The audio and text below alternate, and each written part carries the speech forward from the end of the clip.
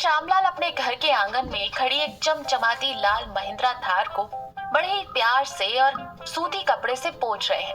तभी उनकी पत्नी सावित्री हाथ में चाय का कप लेकर बाहर आती है। सुन रहे हैं जी, सुबह से इस लोहे की गाड़ी को ऐसे नहला धुला रहे हैं जैसे कोई छोटा बच्चा।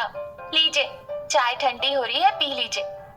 ये कोई मामूली लोहे की गाड़ी नहीं है सावित्री, महिंद्रा थार है। पूरे गांव में किसी के पास नहीं है ऐसी गाड़ी। अगले महीने जब हमारा बेटा शहर से शादी करने आएगा तो उसे इसी में बैठाकर बारात ले जाऊंगा। मेरी बहुत पुरानी हसरत थी।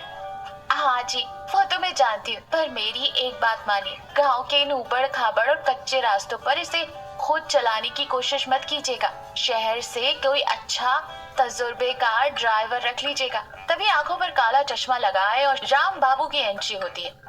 राम राम सेठ जी, मैंने सुना आपको अपनी इस लाल परी के लिए एक हेवी ड्राइवर की तलाश है। समझो आपकी तलाश पूरी हो गई।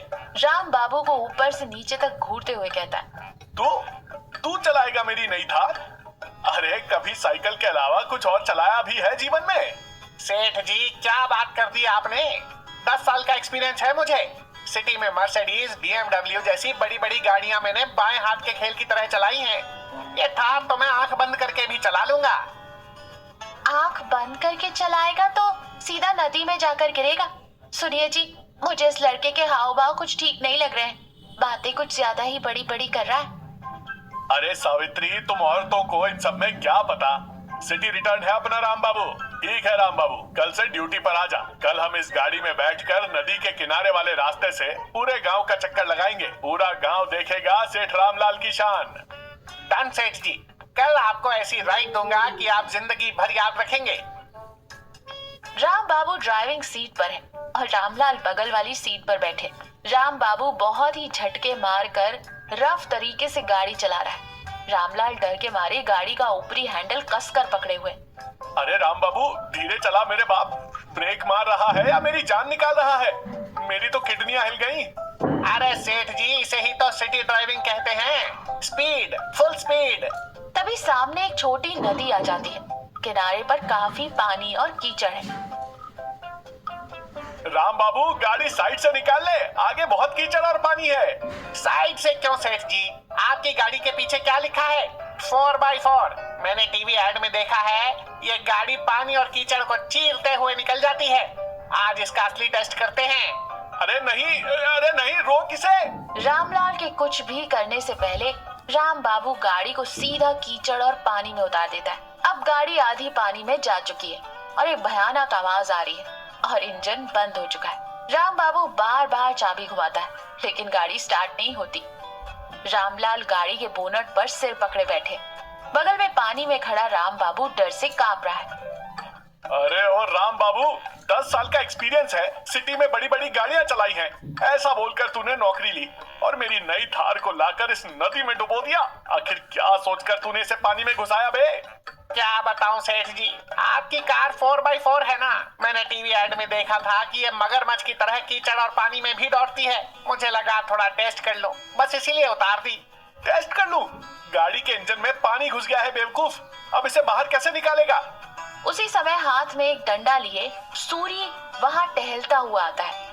गाड़ी की हालत देखकर वो जोर जोर से हंसने लगता है। ओहो सेठ जी, अपनी नई गाड़ी को नदी में स्नान करवा रहे हैं क्या? बहुत बढ़िया प्लान है आपका। मुझे तो आज ही पता चला कि गाड़ियों को भी पुण्य स्नान करवाया जाता है। अरे सूरी, थोड़ी देर के लिए अपना मुंह बंद रखेगा? यहाँ मेरी जान निकल रही है और तुझे मजाक सूझ रहा है। सेठ जी, आप टेंशन मत लीजिए। हमारी परेशानी दूर करने के लिए मैंने अपने खास दोस्त इंटरनेशनल JCB ड्राइवर सत्ती बाबू को फोन कर दिया है। आ गया। तभी बहुत तेज आवाज करते हुए सत्ती बाबू अपनी पीली JCB चलाते हुए एंट्री मारता है। वो स्वैग से नीचे उतरता है। क्या बे राम बाबू, सेठ जी की नई थार को पानी में नहला दिया?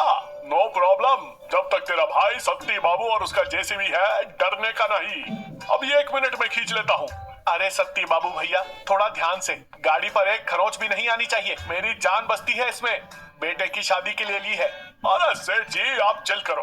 मेरी JCB का कंट्रोल इतना भारी है कि मैं इससे गिरी हुई सुई भी उठा सकता हूँ।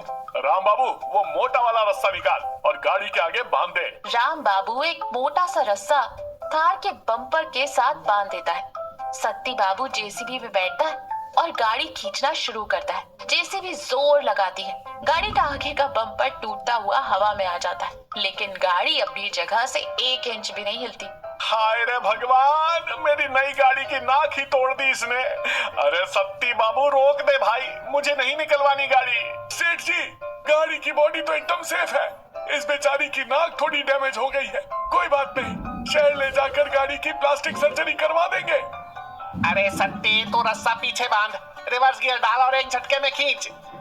ओके मेरे भाई।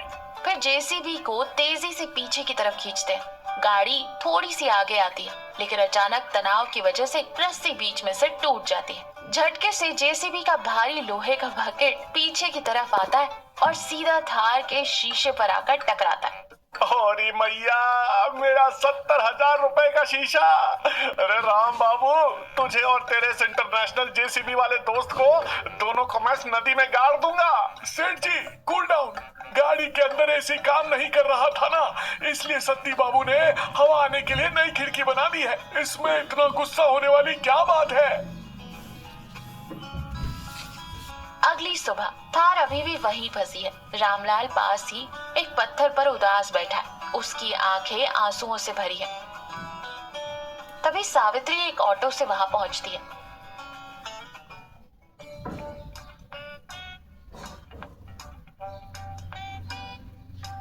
गाड़ी की दुर्दशा देखकर वो हैरान होकर कहती है, हे भगवान, ये क्या हाल बना दिया गाड़ी का। रामलाल अपनी पत्नी को देखते ही एक छोटे बच्चे की तरह रोने लगते हैं।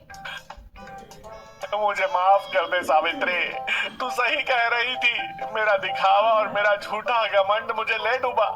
बेटे की बारात के लिए शान से गाड़ी ली थी और अपने ही हाथों से सब बर्बाद कर दिया। सावित्री रामलाल के कंधे पर हाथ रखकर, शांत हो जाइए, जो होना था वो हो गया। इंसान की जान से बढ़कर लोहे की कोई मशीन नहीं होती। आप एकदम सुरक्षित हैं। मेरे लिए बस यही काफी है। लोहे की ही तो चीज है, गैराज में जाएगी तो फिर से नई जैसी हो जाएगी। फिर सावित्री पीछे पेड़ के पास डर से कांप रहे राम बाबू की तरफ मुड़ती है।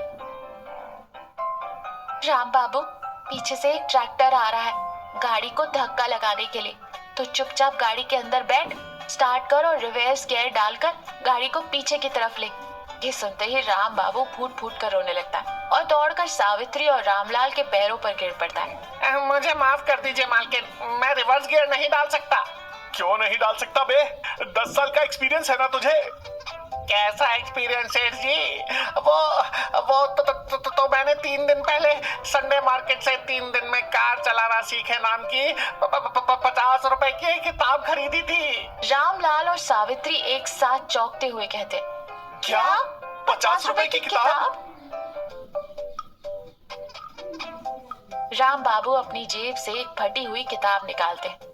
हाँ सेठ जी, उस किताब में पहले 5 गियर के बारे में तो सब लिखा था, लेकिन जिस पन्ने पर रिवर्स गियर के बारे में लिखा था उसे चूहे उतर गए थे, इसलिए मुझे गाड़ी पीछे करना नहीं आता।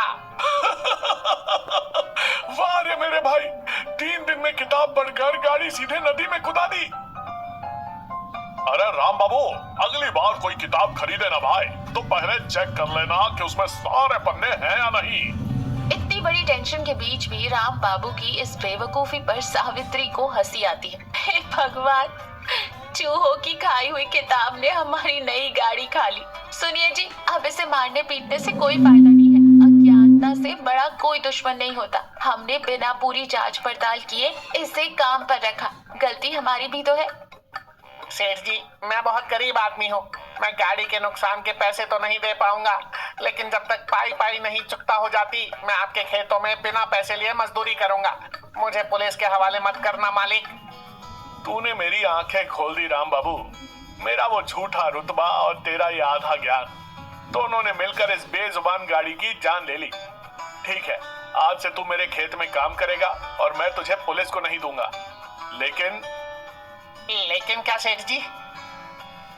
खेत में काम करेगा वो तो ठीक है, लेकिन उस 70,000 के टूटे हुए शीशे के बदले आज मैं तेरा सर जरूर फोड़ूंगा। रुक जा रे नालायक। रामलाल डंडा लेकर राम बाबू के पीछे भागता है। राम बाबू आगे आगे दौड़ता है। सावित्री उन्हें देखकर मुस्कुरा रही है। सूरी और सत्ती बाबू भी जोर से हंस पड़ते हैं। और पीछे नदी के पानी में फंसी लाल थार अभी भी वैसी ही खड़ी है।